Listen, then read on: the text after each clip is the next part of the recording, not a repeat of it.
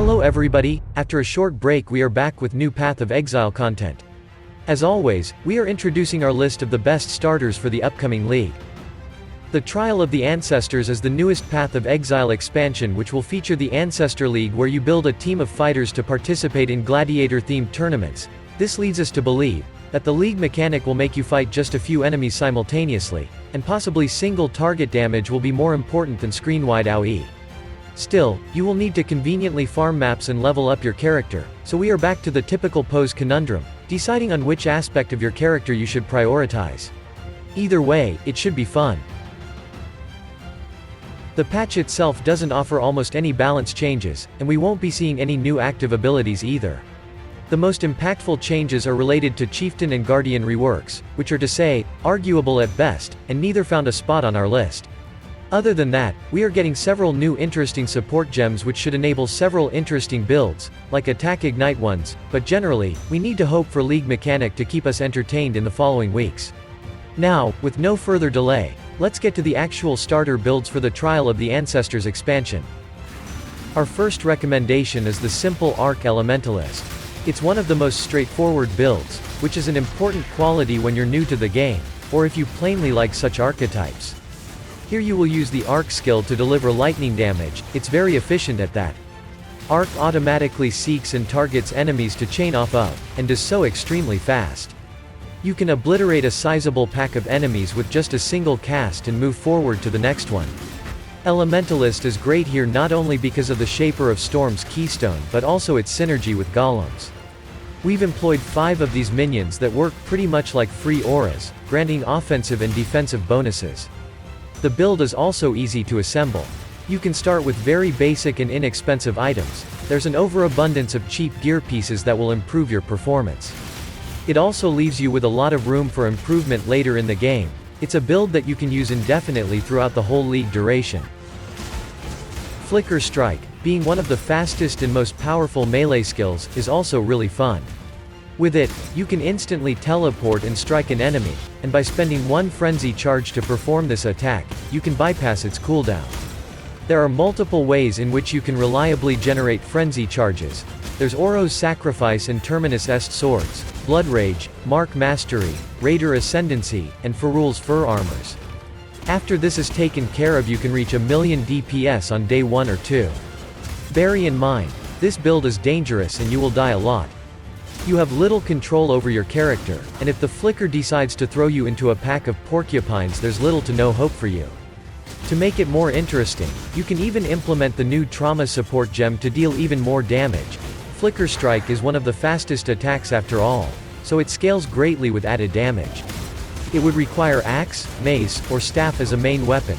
All of those are rather unusual for Flicker, which makes it exciting to experiment with.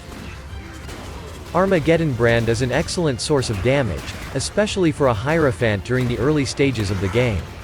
We do recommend switching to Inquisitor later, but starting as a Hierophant makes it much more approachable. You can get 4 power and endurance charges from Conviction of Power for durability and damage, Sign of Purpose to enhance the brand's damage, and Arcane Blessing for more damage and Arcane Surge buff. It will kickstart your character so that you may start doing tier 16 maps on day 1. Armageddon brand is simply the best brand skill to use. It deals the most damage and you can abuse brand recall to force powerful bursts. There are also tons of fire, spell, critical, and brand nodes on the passive skill tree, all in close proximity to the Templar's starting location, so you won't need cluster jewels. Eventually, you will want to switch over to Inquisitor for the amazing regeneration and bypassing enemy resistances, but at that point, you should be swimming in currency anyway. Frostblades is a very popular early game as well as late league skill. A simple strike attack which releases ice projectiles while dealing converted cold damage. What makes Frostblade so great is not only the semi-ranged nature of a melee skill but also the possibility to combine it with Heat Shiver Helmet and Yoke of Suffering Amulet. This way, after gathering enough damage to freeze an enemy you shall also deal as much extra fire damage to them. This damage can also shock, applying all 3 elemental ailments, and causing opponents to take increased damage. Other cheap uniques that you could use are Southbound Gloves and Tassalio's Sign Ring. Before acquiring the aforementioned items, which aren't expensive, you will source the damage from Trickster Polymath Keystone, Hatred Aura, Herald of Ice, both ancestral totems, and a claw weapon with flat added damage. There are a lot of tools you can use as you level up to progressively upgrade the build. We recommend picking up a Trickster due to the Polymath Keystone and great defenses, but a Raider or a Berserker will be equally good. Doom Blast is a skill that activates when a curse linked with impending Doom support ends. It causes an explosion dealing chaos damage. You obviously don't want to wait for it to end, so triggering it by overriding the previous hex with a new one is the most common solution. You can do it extremely fast with Spell Cascade support. It causes a slight cast delay. This maneuver allows you to quickly stack poisons on an enemy. The archetype works best on Occultists due to the improved chaos damage from Void Beacon and Withering Presence keystones. Unholy Authority and Profane Bloom on the other hand have great synergy with curse skills. Vixen's Entrapment could fit this build like a glove, allowing you to apply 3 more curses with each cast. It is a very common unique item, but nonetheless a bit overpriced at the league start due to this build's popularity. Definitely affordable after a day or two. It's a very good build. The defensive curses such as Enfeeble and Temporal Chains make bossing much easier. Poisonous Concoction attack is superb for several reasons. It requires no weapon, which is often expensive, and you can ignore the life flask charges drain if you pick the Pathfinder class. It is known for its great flask charges recovery and increased flask effectiveness. Note that Poisonous Concoction consumes your life flask charges each time you attack to increase its damage. Investing in your life flask has great side effects. You will have great uptime on all your utility flasks, which can vastly improve your build survivability. The most common tactic is to use a magic topaz flask to take much less lightning damage and redirect most of the incoming physical damage to be taken as lightning with a cheap lightning coil armor. Pathfinders are predisposed to deal chaos damage due to their Master Toxicist and Nature's Reprisal keystones, so you won't be struggling with damage. Skeletal mages are powerful ranged minions. They deal spell damage of a random element. Now, as we all know the vendor recipe for Dead Reckoning Jewel, which is required to transform all your regular skeletons into skeletal mages, we can recommend starting a build with the intent of utilizing them. Minions, especially ones with a set duration, have always been powerful. This league, with the introduction of fresh meat support, these minions might be even better. Fresh meat grants freshly created minions adrenaline and weakened fury, depending on their duration. Their base duration is 20 seconds, but you can extend it by a lot with passives, support gems, or the Queen's Decree sword. Minion builds are easy to assemble. To start dealing any meaningful damage you won't need any expensive items. Only later on this type of build becomes quite pricey if you plan to keep up with the aspirational content. It's a conventional minion build that definitely is worth trying out if you haven't done so already. The Weakned Fury opens up possibility to scale critical strikes, but it is something we yet have to test. This is not exactly a great starter, but as a champion, you definitely won't have a hard time leveling up. Facebreaker gloves grant you a lot of damage, but to receive that bonus the character must stay unarmed. That's why Facebreaker builds scramble for any source of flat damage, be it from steel rings, Abyssus helmet, or Lauraweave armor. With the addition of tattoos, we hope to get even more sources of this flat physical damage by sacrificing basic attributes. The new trauma support gem can be used only with certain weapon types, but it looks strong enough to carry you until you get your final setup. Champion is our pick. It is extremely durable due to Fortify, extra armor, and increased effect of auras like Grace and Determination. It has also solid physical damage with Master of Metal Keystone, which adds flat physical damage per impale. The skill we've selected here is Earth Shatter, but that's not set in stone. You can use pretty much any physical melee attack that doesn't require a weapon. You may be discouraged from running it as a starter due to the heavy gear requirements that we've mentioned, but depending on the availability of certain tattoos, it can very quickly become viable. Blade Vortex is a very popular spell among players due to its easy playstyle.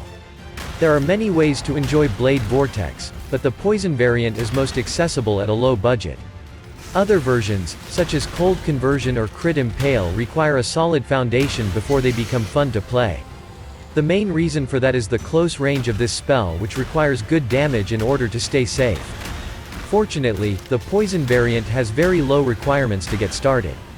Unique items such as Obliteration, Ming's Heart, or Azimuth's Gentle Touch are all very cheap and easy to find and give a massive boost to your damage and clear speed. With this build you can almost always be on the move, only sometimes recasting it to keep up all stacks. With the return of Sanctum and its unique items, you can once again automate Wither debuff to massively improve your sustained single target damage. The Assassin Ascendancy offers a unique way of scaling damage over time effects through critical strikes and plenty of speed via elusive buff. Traps builds remains on the top in terms of bossing potential. They allow you to preload all your traps before the fight even begins in order to unleash a powerful burst of damage, often resulting in an instantaneous knockout.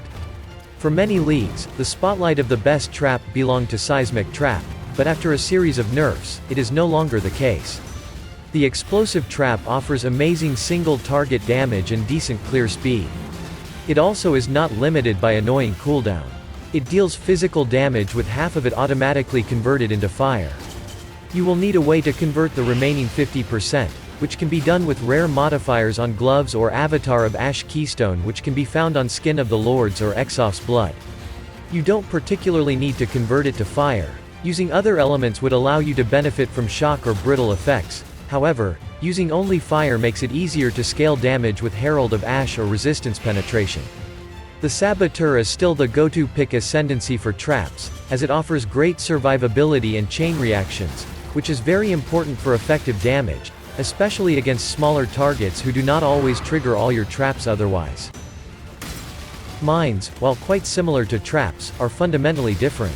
You don't need to wait for monsters to activate them, and by binding mine detonation to your left mouse button you basically don't have to remember about it at all.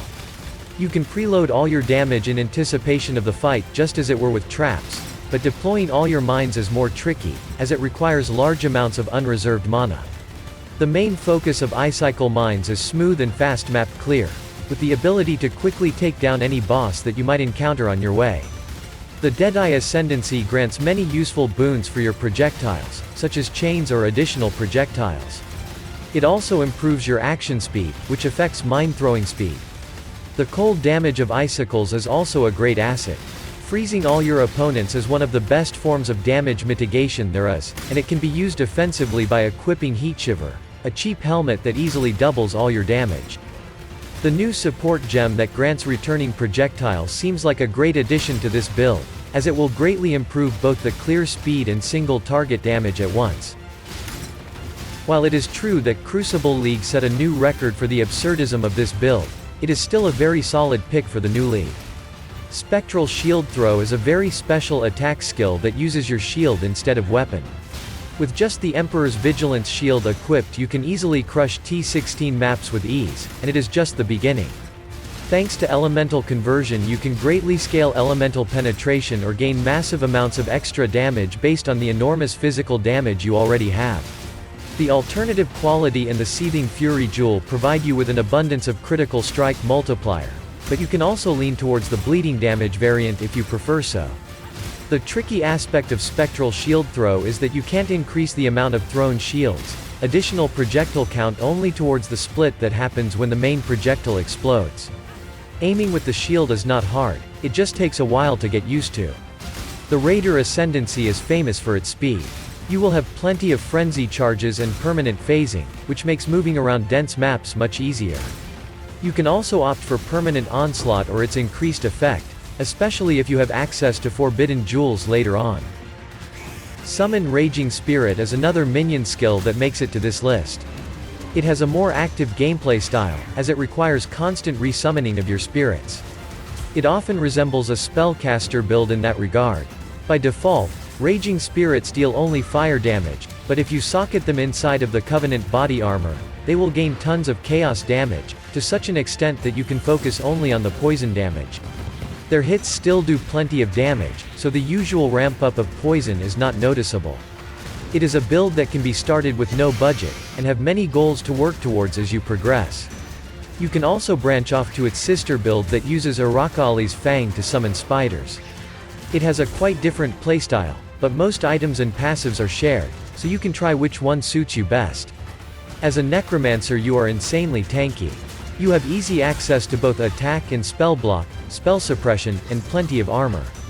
You are also obviously guarded by your trusty army of minions. The clear speed is not amazing, especially without items that would improve the movement speed of your minions, but it is decent enough. The same can be said about bossing. It is a very balanced build, excellent for both new and experienced players. It might be a bit surprising that we did not include a chieftain here. Generally, it is going to be still rather unpopular and weak character class, but the perks it offers will be amazing during the leveling phase. However, we find them to be useless beyond white maps, and this is not exactly what most of you will expect from a decent starter.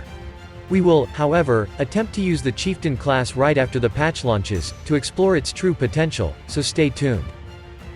As always, basically, all the builds mentioned here are described in full detail on our website and in their video counterparts.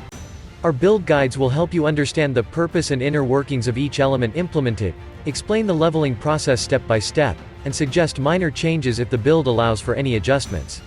If you enjoy this type of content, subscribe to our YouTube channel as we often cover the hot new popular builds as well as some niche and interesting ones you might find of interest. And don't hesitate to suggest the topics you'd like us to cover, leave feedback to let us know how's the work, or help us improve our presentation formula. And of course, we hope to see you in the next video.